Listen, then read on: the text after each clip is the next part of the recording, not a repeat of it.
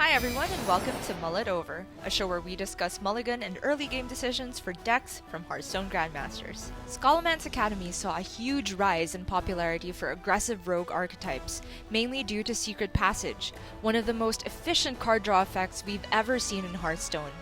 And now that week 2 of GM has passed, we can roughly divide the aggro rogues into 3 variants: Burgle Rogue, Stealth Rogue, and Weapon Rogue. For today, we'll focus on Weapon Rogue, which Surrender, Viper, Tyler, and Flurry played in top 8 of week 2. Of course, Self-Sharpening Sword, or Triple S as Sada likes to call it, is the beating heart of this deck. It should 100% be kept in the mulligan because it unlocks so many powerful synergies. As for minions, you're mainly looking for Spy Mistress and Greyheart Sage in the opener. Card cycle is so important that Greyheart Sage is usually kept even without a guaranteed stealth minion in hand to activate it, like Viper does versus RDU's Mage. Spy Mistress is the premier early minion for Rogue, especially when going first. However, as Flurry demonstrates, keeping a Worgen Infiltrator alongside it would be redundant, because on turn 2, you'd much rather play Sneaky Delinquent or Dagger Up, leading into a Vulpera Toxin Blade turn. But when Spy Mistress isn't available as the strictly stronger option, Worgen Infiltrator is still a decent keep as a guaranteed turn 1 play, so Tyler holds on to it. Tyler also keeps Worgen Infiltrator alongside Greyheart Sage on coin, as a guaranteed 1 into coin 3 curve that gets both minion presence and card draw. Without a guaranteed Self-Sharpening Sword, this type of curve is about the best you can ask for while looking for the Triple S. For longtime Rogue players, it's probably a reflex by now to keep Backstab in most matchups, but I find that it's much more situational for Weapon Rogue, a deck that doesn't usually run combo cards like Evil Miscreant and Edwin Van Cleef. That's why it makes sense to me that Surrender tosses Backstab versus Priest, a class that's unlikely to play several small minions in the early game. You'd probably throw Backstab versus Bomb Warriors and Guardian Druids for the same reason. Against Tempo Mage though, you're likely to see Lab Partners or Astromancer Solarian in the early game, so it makes sense that Viper keeps a Backstab. Just one though, because Triple S and Greyheart are still the priority. We also saw Viper toss away Secret Passage in the mulligan. When the expansion first came out, I thought Passage should be insta-kept as well because it's such a powerful effect, but better players than I quickly realized that ideally, Secret Passage is not a card that you want to play until you have enough mana to use most of the 5 cards you draw from it, or when you're looking for lethal. Passage is strongest in the mid to late game, so it's better that you prioritize early plays and toss it away. A good example of your prototypical Weapon Rogue game happened with Flurry against Tiz's Soul Demon Hunter.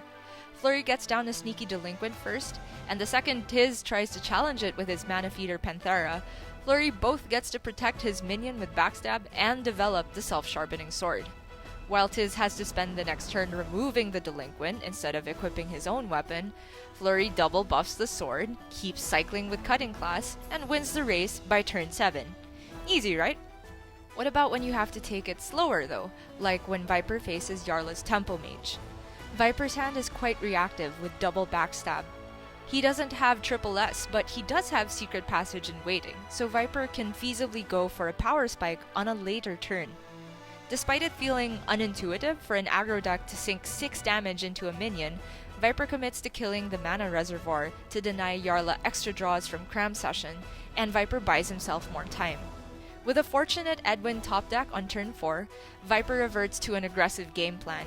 But even without that, he could have gone for Passage to find a Self-Sharpening Sword, and still had strong follow-up with the second Toxin Blade and Krastenov in hand. In fact, Passage on the 4-mana turn to fish for Triple S is exactly what Viper does against Jarla's Druid. While this may look risky, the other option is just a small Steel Dancer, which is hardly likely to win the game before Druid's Power Spike turn. If Viper finds the Triple S, suddenly his entire hand becomes far more impactful. And he does find it. And after many turns of back and forth trades for board control, it was of course the sword in the end that dealt the lethal. And finally, let's take a look at the most patient Weapon Rogue play I've ever seen: Surrender versus Possessi's Galakrond Priest. On turn 3, Surrender uses Eviscerate to remove a potential Apotheosis target, instead of the last charge of Hooked Scimitar. He values this charge in case he top decks either Steel Dancer or Cutting Class on the next turn. On turn 4, Surrender has the option to go fishing for the self-sharpening sword with Secret Passage. But instead he plays the Delinquent and floats 2 mana, which originally shocked me, but looking at it again, even if he did hit the sword, his best turn 5 play would actually still be Jandis Barov, so the theoretical deadly poison would not gain immediate use.